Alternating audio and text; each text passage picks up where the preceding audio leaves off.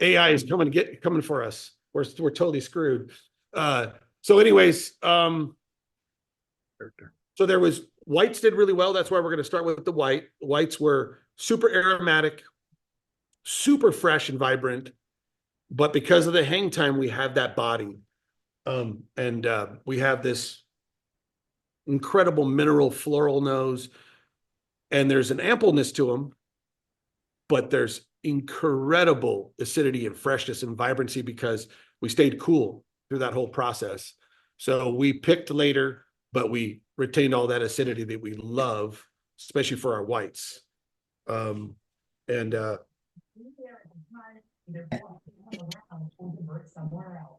I think this wine is really into its sweet spot right now. That's why we're going to showcase it for the next couple of months with club members. I'm sure there'll be some special deals for everybody because I want this in your guys' fridge and on your table for the next 2, 3, 4 months. It's going to be really, really nice. Wow, that's tasting good. So beautiful Earth White, you guys know, Claret Blanche, Grenache Blanc from Paper Street. It's a single vineyard now. We are actually going to be grafting over a block of Viognier from our property here to another variety that's going to hopefully go into this blend called Bourboulon. So I'm pretty excited about that. Yeah, so beautiful Earth White, you know, all stainless steel and neutral barriques and neutral puncheons. So we're not looking for new oak on this wine. We're looking for purity of fruit. We're looking for minerality. We're looking for vibrancy. We're looking for like an aromatic white that's not oily, an aromatic white that's fresh, vibrant, and that goes well with all that incredible springtime and summer fare. So anyways, there we go. Beautiful Earth White. What would you pair So with this? what's that? What would you pair with this? Like what kind of foods? I would do oysters, Mm, which we are doing an event tonight up north at the Tony's in Hog Island. They're doing oysters. They're doing a bunch of stuff with it. Yeah, I would do oysters. I would do fish tacos, but not too spicy. Keep the fish tacos on the vibrant side. Don't use a hot salsa. But if you do, I could do fish tacos. I would do, um, you know, any type of white flesh fish, little squeeze of lemon, capers, that kind of stuff. Just, and then, like I always say, on your porch with your favorite glass, and that's as good as well. But yeah, no, it's an incredible wine, and those varieties seem to do very well in Paso. I think they capture what I kind of always wanted in a wine like this.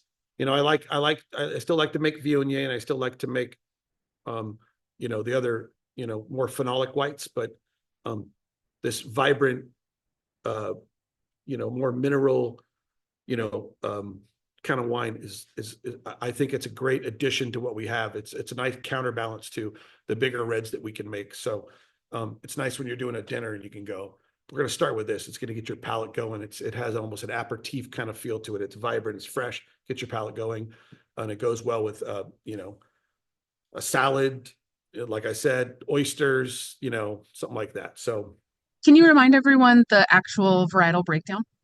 yeah, it's 56 Grenache Blanc, 44 Claret Blanche. That blend changes every year. In 24, I was just tasting through some stuff the other day, and it's probably going to be lean on the Claret Blanche side in the vintage in 24. So it goes back and forth. Cool. All right, let's do the others. What are we going to start with? Let's do The Lange Rouge. Rouge, the Red Angel.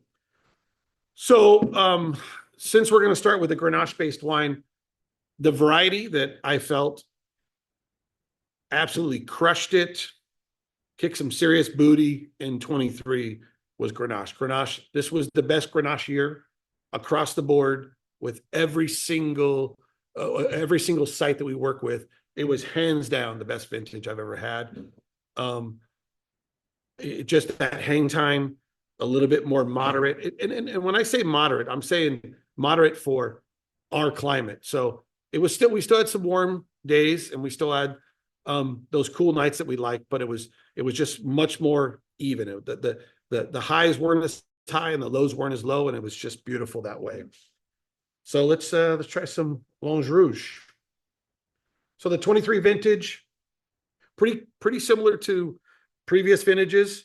68 Grenache, 24 Syrah, 8 Mourvèdre.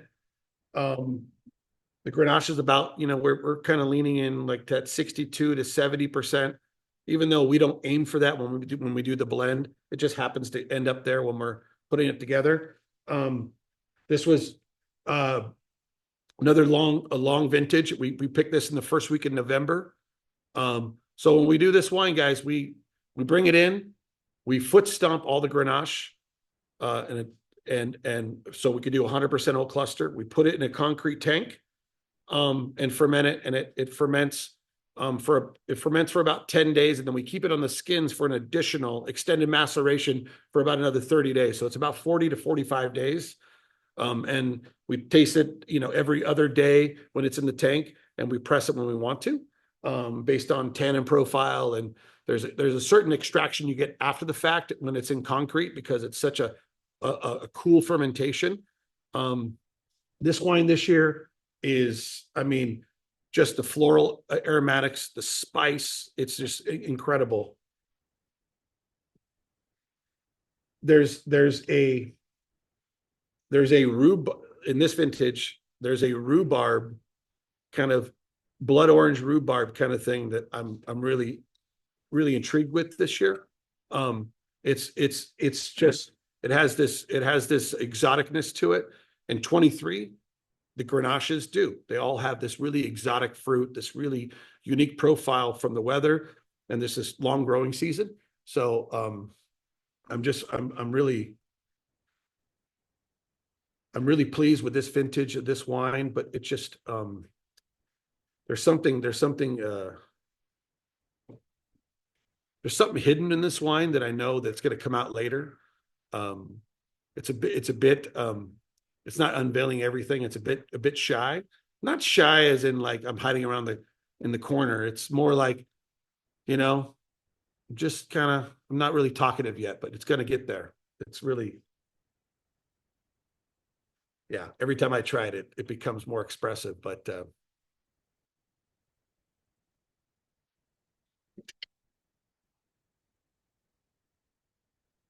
so the Syrah for this wine, every vintage it changes. We pick a new Syrah for it. It's always what we aim for. This is, we're looking for something, the Syrah, just to add a bit of to kind of add on to the mid palate of the Grenache, and add a little bit of a darker fruit element. And the Mourvèdre, what we're aiming to do is provide a lot of this cool savory spice. We want this to kind of be, for lack of a better term, a little bit more of a French inspired kind of wine, meaning that we want it to have that kind of on the line of savory and fruity. We want California sunshine to show, but we want that savory element from the stems and from this site. And it's a cool wine that way. Where in Paso we tend to lean on little different things because it's so different than anywhere in the world. But not that we're trying to make French wines, or just lean into more of that savory element, that kind of feminine and masculine kind of thing with this wine. It's the Longe Rouge from my grandmother, the Red Angel. So I'm excited about this vintage. I think, and if you give it maybe another 4 or 5 months in the bottle, it's gonna showcase a lot of those incredible things that we were tasting out of barrel. Even until the last kind of couple weeks before we were going to blend, we were just blown away by the Grenache. It's really cool. I'm looking forward to it.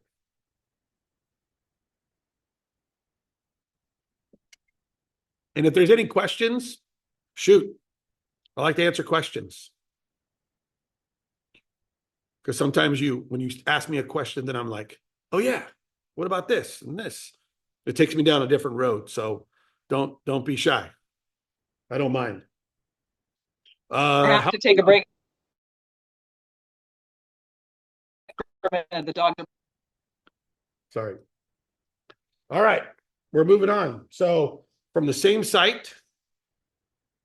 So this is our Mourvedre based wine. So now I'll talk about the site a little bit. So there's out in the Cuyama Valley, which is northeastern Santa Barbara County. So you're on the eastern side of the mountain range. So you are way far away from all the traditional Santa Barbara stuff that people know, like Happy Canyon, Santa Rita Hills, and all those things, Santa Ynez Valley. You're out of the mountain range, so you're way far away. And there is a big vineyard out in this area off the 33 highway. So on your way to Ojai, and up. So on the 33, if you go west and you're going back into the Los Padres National Forest, perched up over the Cuyama River, there is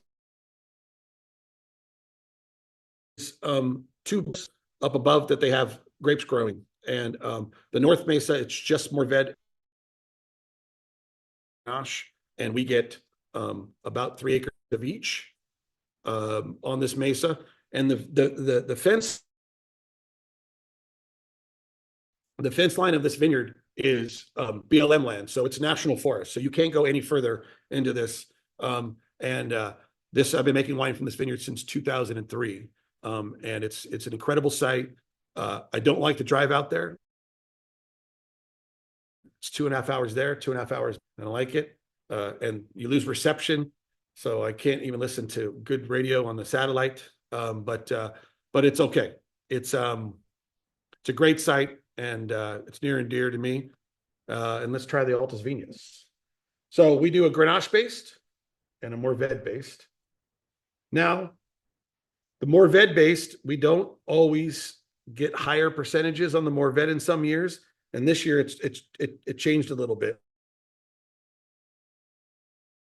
We 48 Mourvedre and 8 Grenache. The reason for that is the Mourvedre was incredibly spicy, and we wanted to counterbalance that with a little bit more dark fruit, and the Syrah worked really well. So aromatically, it's Mourvedre.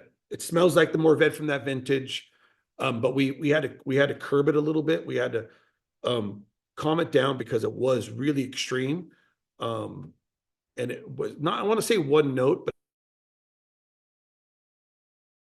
it was like it was held and tasted, and we wanted to dial that back a little bit. So this wine is, as Adrian and I'm sure you guys have all met Adrian, my partner in crime in the back, been with me 15 years making wine. We said this is the MVP, or not the MVP, the most improved player of the vintage. Because early on we were a little bit worried that it might be a bit extreme on the spice, but it proved to be incredible with that much Syrah in there. It was almost like it just framed it. It just framed the Mourvedre, and it gave it this really cool undertone. And then the Grenache just gave it all that floral rose petal, and it's pretty amazing. Oh yeah. So the one thing about Mourvedre is typically, depending on site and all that kind of stuff, but throughout the world, typically it leans more savory than fruity, even in warm areas. That's what makes Mourvedre such a very important cast member in Rhone wines, right? It needs to be part of it because Grenache typically leans more fruity. Syrah, especially in warmer areas, leans more fruity. So you need to have Mourvedre to kind of balance the whole thing out. Give it some savory notes. This site, just like most places on this side of the San Andreas Fault, we're on the Pacific plate. So this is old ancient seabed. So there's always a salty salinity to this wine. And the Morved in that, with all three varieties that we work in those two mesas, the Morved is always the most savory. It almost has like nori, there's a umami to it. The one thing that we've been doing with the Morved as well, now that I think about that, is because of that umami, we've been trialing doing some big format barrels. When I say big format, I mean like 500-liter and 600-liter barrels.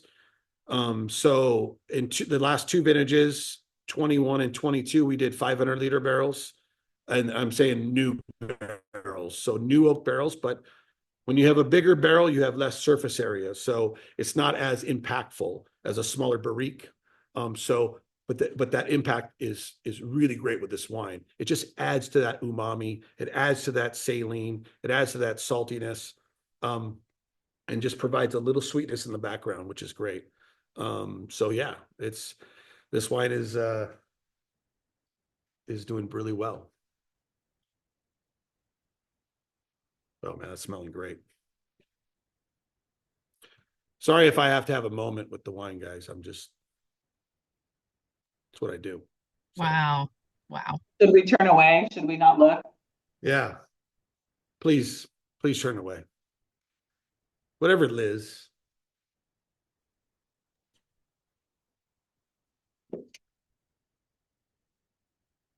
That's tasting great. That is the most improved wine of the vintage for sure. When I say improved, we didn't put the blend together, but it's our expectations. This is definitely exceeding our expectations. All right, well, let's go to Cell de la Terre. How we doing on time, Rob? We good? Okay. All right. Can I say thank you for sending Liz down to Southern California to stay with us? You bet. I didn't send her. She did it herself. How dare you? Thanks, Liz. Thanks, Liz. I did get approval. Let's put it that way. Yeah, Yeah, we'll second that from the Quigley home. Yeah. that was definitely Liz spearheaded that, and she thought that would be a good idea, and she had some experience with that in the past, and I thought it was a great idea. And thanks for supporting everybody. That's great. That was a good turnout. All three locations. It was well received, and it sounds like everybody enjoyed it. So that's great. So We got to see her 2 days in a row. It was wonderful. Look at you bragging. Bragging. Yeah, that's not nice. Come on. Yeah, I haven't seen her forever. I saw her like 2 days in the last like 2 weeks. Sorry, not sorry. Yeah, I know. All right, so we're moving on to Cell de la Terre. So, Longe Rouge, the Red Angel for my grandmother. I wanted to do a wine for my grandfather. And you know, that old term, sees that guy's salt of the earth, they're salt of the earth. So it does have a double meaning. And back to the old ocean bed is salt of the earth. Also, the wines in Paso are old ancient seabed as well. So we do have a salinity to the wines. So salt of the earth seemed easy to do because he was, and so are the soils, and so is this wine. So this is our 100% Grenache. I was 2005, 2006. When did that happen? Anyways, I was in 2005. I was in Châteauneuf-du-Pape, and I realized that when you go there, and they have all these blends. You know, they have their traditional blends that are like 70 to 80% Grenache, and then the rest is all this other stuff that they take their best sites of Grenache and they make these 100% Grenache cuvées. And we all know, or maybe we all don't know, but Chateau Reyes is the most famous 100% Grenache made in the world, and it's from that area. But there's a lot of places, a lot of estates that do that. And I wanted to do it here, but I didn't want to do it from a single site, because I think as our vines get older, we'll be able to do that.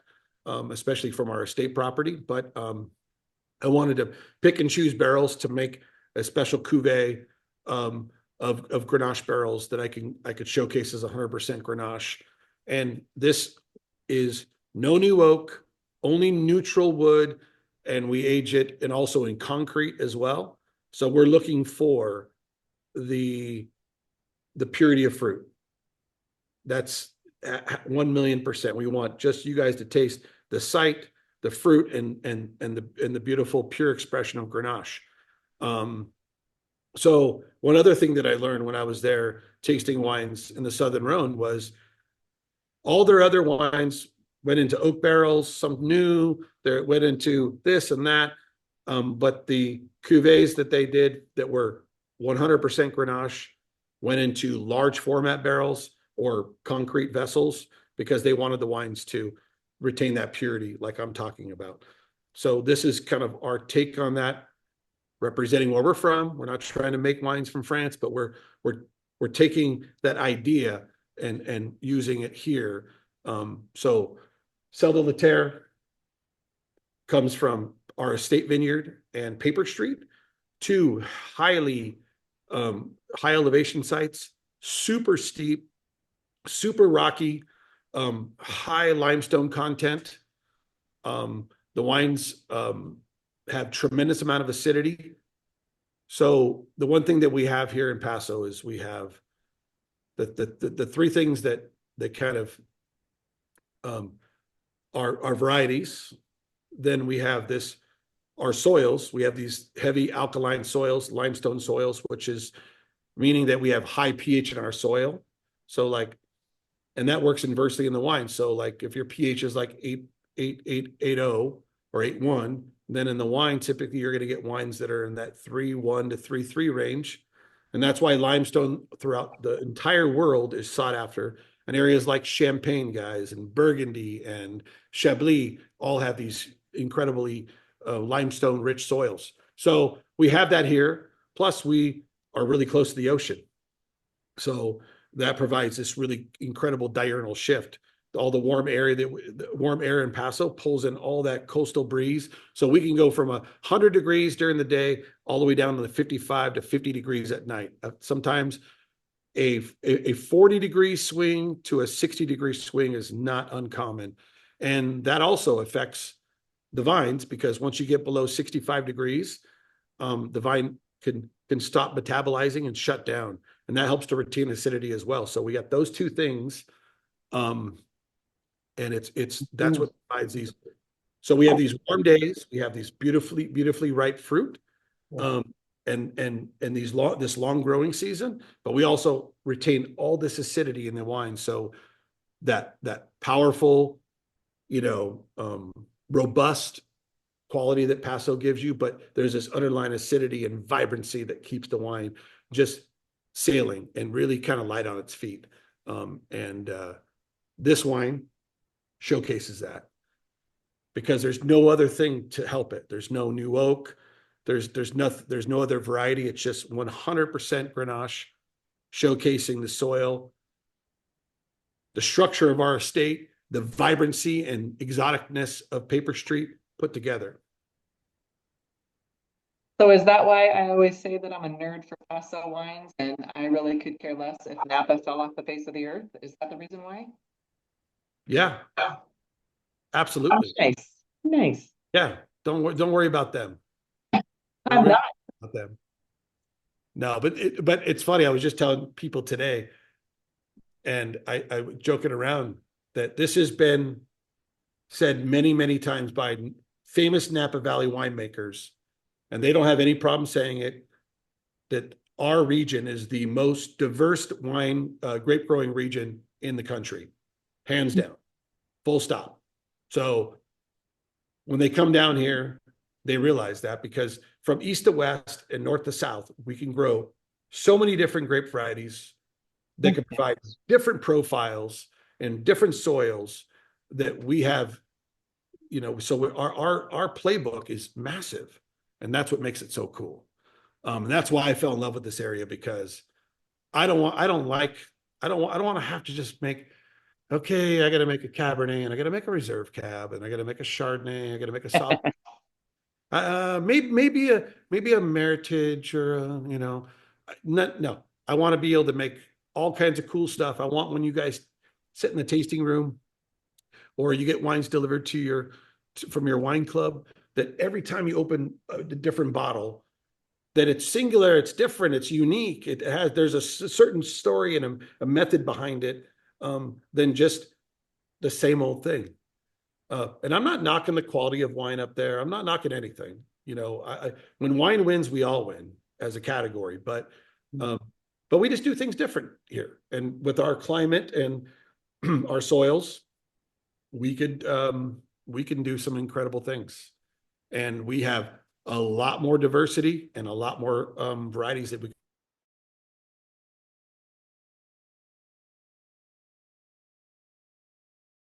our customer base and our our fans of wines will be willing to drink. I mean, if people didn't like these, we probably wouldn't make them.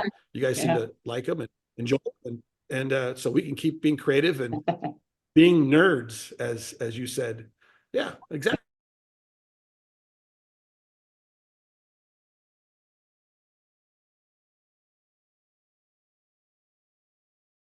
Good.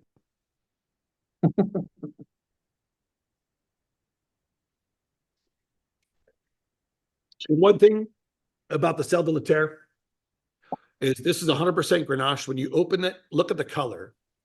Grenache typically, doesn't matter where in the world, is typically not that dark. And Grenache has this thing when it gets over, the temperature gets over a certain, it depends on the year, but it tends to not bleach, but the cuticles in the skins tend to get a little lighter, so you don't get this really dark color. But because we had the hang time and we were able to pick Grenache all the way to November 13th, so our last pick of the year in 23 was Grenache from Paper Street, and it was November 13th. Because we had all that hang time, it was, the colors were just so intense because the grapes just had this really steady, and it was unbelievable. The skins were so pliable and delicious. I mean, we were eating the grapes when they were coming in. The skins were actually sweet. Doesn't mean the grapes were like overtly sweet, but they were perfectly ripe. But the skins were like sweet. It was awesome. So there it is, Sel de la Terre. All right, what are we moving on to next? Would that be the Brave Fortune? Brave Fortune. Look at you, Brave Fortune. So this is so Brave Fortune is, we've been doing this. This is our 2021, 22, 24th vintage. Fourth vintage of the Brave Fortune. So we still do the Larner wines, which we're going to try the homage last. But a lot of vineyards changed hands. Vineyards were ripped out. There was a lot of single vineyard Syrahs that I was doing in down in Santa Barbara County that there was just no more fruit. It was either ripped out or sold, and we weren't allowed to have that fruit any longer. So right now, the Brave Fortune was me trying out some vineyards to see if I could do a single vineyard. And while doing that, I realized that I never made a Santa Barbara County AVA wine with a bunch of different sites that I work with.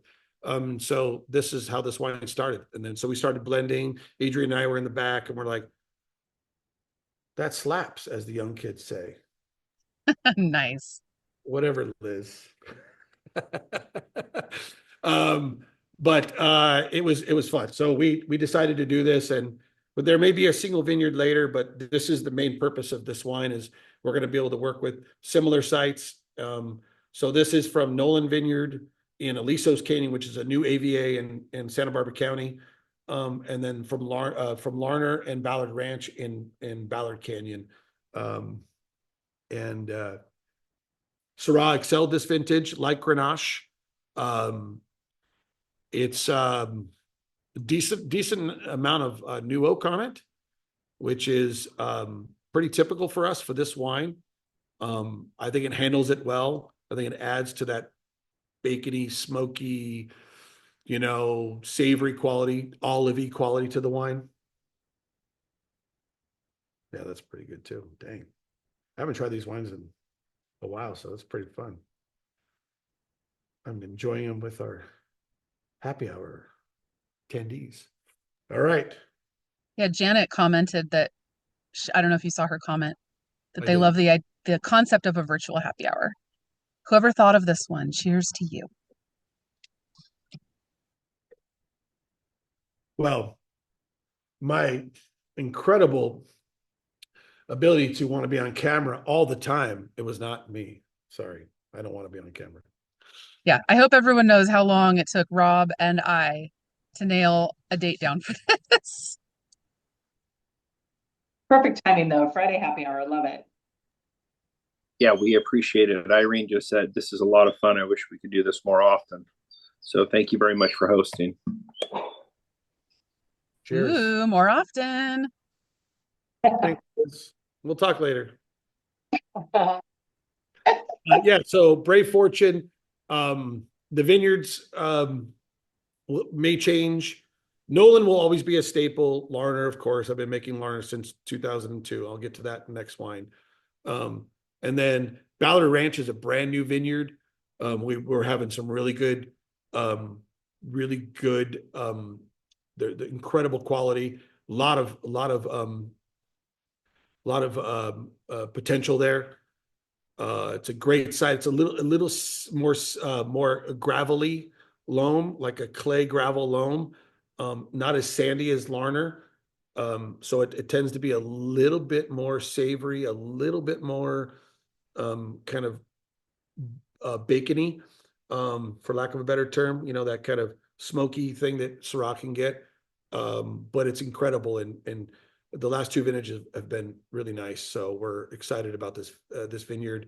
But Brave Fortune, what it is especially all these wines. It's I want to continue to make these wines from Santa Barbara, even though they're really small production and it's not overall a big part of what we do, but they're part of the history of my journey in wine. And it's nice to tell somebody that I've been making a wine for 22 years from the same vineyard. And this wine in particular is me as a nod to my start was in Santa Barbara County making wine. So yeah, I think it's important for our people that come to the taste room to get a little bit of a diversity in what we do and my history of making wine. Plus, it's so cool to have in the cellar. I mean, I love having wines from all over the place, but it's nice having something that's a little different and something we can send out to our club members, especially in the Syrah realm that is a little more savory and showcases a little bit more of that traditional Syrah. When I say traditional Syrah, I mean like Northern Rhone, something down in the Languedoc of France. But those are just examples. That's just, this is just us saying cool climate. It's kind of cool, kind of awesome, kind of makes these wines that are a little more savory, a little spicier than we make here. And we like to showcase them. So David had a good question. He said, what are your thoughts on making a Côte Rôtie wine with Paso fruit? Which I would say you have. We have. We've done it several times. Now, to comment on that, when he says Côte Rôtie wine, Côte Rôtie is the most northern AVA and the Northern Rhone. And it's the most windswept and the coolest because you have those Mistral winds that come through. And years and years and years and years ago, I think probably a couple hundred years ago, they allowed the producers to add up to 15% Viognier, which is a white grape, to their reds because their reds were so spicy and so fresh and acidic and lean that the Viognier would help to give it aromatics and some body, because oily is typically Viognier is typically an oily grape or phenolic grape. So we do that. We co-ferment. So the last wine that we're going to try, the Syrah, was co-fermented with Viognier, and then we blended it with Grenache to make the homage. But yes, we make Côte Rôtie styled wines. We do one from our estate. Now, we haven't bottled it yet. That'll be something we may do in the future. But I've bottled Larner Syrahs. I've bottled, what else did I buy? Colson Canyon Syrah over the years that were done in a Côte Rôtie style, where we co-fermented Viognier with the Syrah. So yeah, we probably, so when we graft over our Viognier from the estate, we're going to leave 3 rows of Viogniers to co-ferment with our Syrah. So in the future, I would love to be able to do a single block, or a single bottling of Syrah and Viognier from our property. So that would be fun. But that's a good question. And but yes, we make probably about 10 lots a year of Syrah that we co-ferment with either Viognier or another white variety. We've done Claret Blanche in the past, and we've done Roussanne in the past. But it's more of a timing thing. So when the Syrah is ripe and there's another white variety that can work with that. Yeah. So another thing that we did, speaking of co-fermenting, in 23, and these two barrels are going to go into the Beautiful Earth Red as of today. That may change. It's Petite Syrah. We took Petite Syrah, and then after we pressed off the Claret Blanche, we put the Claret Blanche through the destimmer and took all the skins of the Claret Blanche off the stems. So it was just the skins left over, not fermented, just fresh skins. And we put that with the Petite Syrah in the fermentation. So we would take out 5 or 6 scoops and put it into the bottom of the fermenter, and then destim the Petite Syrah on top. And it's amazing. It added so much floral quality to it. It's pretty cool. So there's all these little techniques that we can do. But co-fermentation adds a lot. Absolutely. I think we're ready to move to Homage à Stephen Lerner. All right. So Homage à Stephen Lerner. So Stephen Lerner founded this vineyard. He was the patriarch of the Lerner family. Quite the Renaissance man, in my opinion. He was a filmmaker, cinematographer. He spoke like 5 languages, very educated. He was an artist. He did paintings. But after spending a lot of time in Europe with the family and they were living in Rome for quite a while, he was making films there. He wanted to move his kids back to California so they can go to junior high and high school. And then when he went up to Santa Barbara County, he fell in love with the area, and it kind of reminded him of something that he can do, what he loves, which he grew up in Europe, and he wanted to grow the Rhone varieties, which he fell in love with. More importantly, Grenache. So in 1999, he planted Larner Vineyard. In 2002, he took a chance on a young 25-year-old kid and said, yeah, I'll sell you some fruit, which he probably shouldn't have. Well, now he should have, because now we look back, he should have. But back then I had no track record. He didn't know that I knew what I was doing or anything. I had no credentials. I had no experience. But I knew that I really liked the site, and I was very fortunate. So he unfortunately passed away in 2006. So in 2006, I decided to do a wine for him. Not every vintage, but in the vintages that it worked. And this is the Homage of Stephen Lerner. So this year, this blend is 68 Syrah, 28 Grenache, and 4% Viognier. That 4% Viognier, like we talked about, was co-fermented. So When we pick the Viognier, we leave a couple rows out there.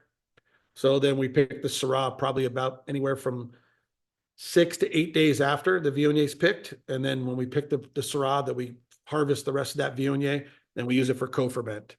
And that's anywhere, typically it's anywhere from 4 to 7%, depending on the vintage. So this was closer to 7%. That's why in the blend, it's only 4, this particular blend, because after we put some Grenache in there, it changed the percentage. But this is a really, really special wine, guys. I mean, there's the age of vine is starting to really showcase in this vineyard. It's, what are we at now? So this would have been 23, so 24-year-old vines.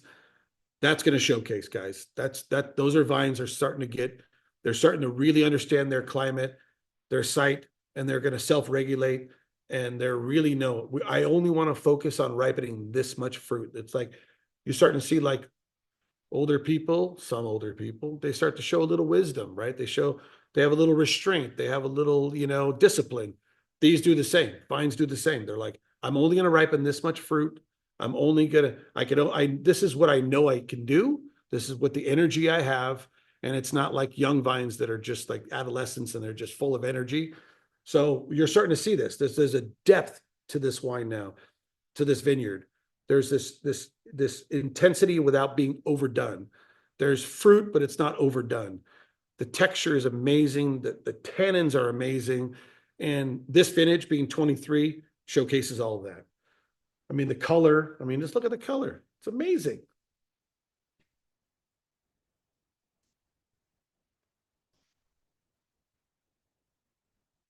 Yeah. Super aromatic. Now this site is pure sand, like a sand dune. Most of it is. But and with that, you get crazy aromatics with sandy wines grown in sand. There's a beautiful fine texture. The tannins are never overdone, Wow, smells great. Very perfumey. There's a savory element to it. I was telling Mac when I got back, guys, that this was, for a lot of you, this was the hit of the wine club Southern California parties. I sold out of this at one of them. So yeah, it was a hit. So yeah, that's, you guys are right on. This wine is probably pouring the best right now. There's just a silkiness to it. Now, I don't feel like the wine, it's not lacking in structure. It's not lacking in anything. It's just those tannins are just really polished. Yeah, I'm very pleased with this wine. When we had it in tank before we bottled it, I was very pleased, and it's a great tribute to a great man that took a chance on me, which means a lot. When you don't come from this world and you're just some kid living in Southern California that wants to make some wine, it's nice when someone takes a chance and sells you some fruit. So to Stephen Larner, cheers. Cheersing in spirit. Cheersing in spirit. I like that. So yeah, there we go. That's the wines. Does anyone have any questions for Mac? We've got a couple minutes here, or comments, or jokes, or mean things you want to say. All of it. Welcome. I can't wait to talk to Liz when she gets back. She needs someone. Oh, sorry. This would be the perfect time for a dirty limerick, but I do not know any. I look forward to next weekend. Thanks so much, guys. This is great. Look forward to seeing you. Absolutely. We need a direct flight from Orange County Airport to Paso Robles. Can you make that happen? I know you guys are right in between. You got one from San Diego and one from LA. Mac, you want me to chime in? Sure. No, I'm joking. I wouldn't do that to you. Go for it. I don't care. No trade secrets. Yeah. So, 23 vintage, guys, as you guys have already tasted, it's pretty impressive. It's if every vintage was like this, our job would be really easy. But it's not. And winemakers, we earn our stripes in the tough vintages. Because those are the ones that when we can get it right, we're more impressed with that. But 23 is just one of those vintages. It's just good, just yummy wines that showcase all the things that we want as winemakers. A sense of place. We're able to attach our style to them. All the different things that we want, but they're just, it's really good. So I'm glad you guys were able to taste the wines with me. And if you're coming next week, look forward to seeing you. And yeah, I think it's a pretty special vintage. Probably. I do have one question. Sure. You talked earlier about laying down some of the bottles. How on the 23, how as an average, how long do you think some of the bottles need to lay down, or when are they drinkable? So the 23s, like I mentioned earlier, they're going to be have a lot of pleasure early on. I would say, 6 months. It's nice to let them sit down and get through that kind of the bottle shocky stage. 6 months to a year, but 6 months, and then you can start popping them, but they're gonna have what great vintages do typically is there's some great pleasure early, and then that midlife there's great pleasure, and then the end too, right? So you get all of it, and just different styles, and they're going to provide different pleasure. But this vintage, so far everything we've popped from 23 has been pretty accessible on the early side, and that's just because the extreme hang time and these polished tannins. Yeah, I think you're going to enjoy the wines on the early side as well. So yeah, I think it's one of those vintages that you're going to get all three stages of life. You're going to get a lot of pleasure. Well, and that's a good question. Is it worth it to lay some of them down longer, and how long? In my opinion, after we tasted today, we had a going away, and we tasted an 04 Grenache. And we tasted an 04 Syrah from Les Galets and an 04 Grenache from Santa Barbara County, and they were still pouring extremely well. And 04 was not as good of a vintage as this, so I would say 20 years. It also depends on how you're storing the wine, guys. I mean, if it's by a radiator, then drink them now. Have a nice wine storage, then yeah, let's and think about the temperature too of your wine storage. If you want to drink wines on the earlier side, keep the temperature a little higher, 58 to 60. If you want to age things longer, then you can do more like 54, 55. But my opinion, these wines will age gracefully for 12 to 15 years. After that, I think everything's fine. But I think they will as well. But that's my kind of my solid bet I could bet on. 12 to 15 years, easy peasy. That's very nerdy because mine are aged in the living room. They're aged in my wine glass. I like it. Alrighty, Yeah, I got a folks. question. Oh, sorry. No, Go go ahead. ahead. You brought up Les Galets, Mac. What's the status on Les Galets? Is that So no longer? Yeah, it's been ripped out. There is new ownership at Letitia. I am working through channels right now. The new owners came to the tasting room, and I met them, and I was able to chat them up a little bit. They're assessing what they're going to do on that site. I think they're assessing their water. They got to make sure they have enough water to farm there. But yes, I'm working through channels that work with them to plant Les Galets again. there's also some other sites that I'm working on, Mike, that are down there in Cat Canyon and certain areas that I'm looking to plant some Syrah to provide that same kind of profile as Legale. But we'll see. Yeah, Cool. yeah, it's definitely something I want to do. But it was tasting good, you said. The 04 was good. It was great. All Yeah, right. it was amazing. It was only a 750 and we had about, 15 people that wanted to try it. So we all got a little taste of it, but it was pouring great. I mean, both Adrian and I both said that it still has some life left. So if you had something stored right, and I mean, another 3 to 5 years, I wouldn't Oh. be surprised. All right. That was my first vintage from that, Yeah. that which was, which is crazy, but yeah, that's, and the 04 Grenache, I couldn't believe it. We had a 2015 Chateauneuf de Pop that Adrian brought. And the color on an 04 Grenache and the 15 wine from France, from Chateauneuf de Pop, they were almost the same in color. It was crazy. I couldn't believe it. I'm going to interject here real quick because some people are starting to drop off.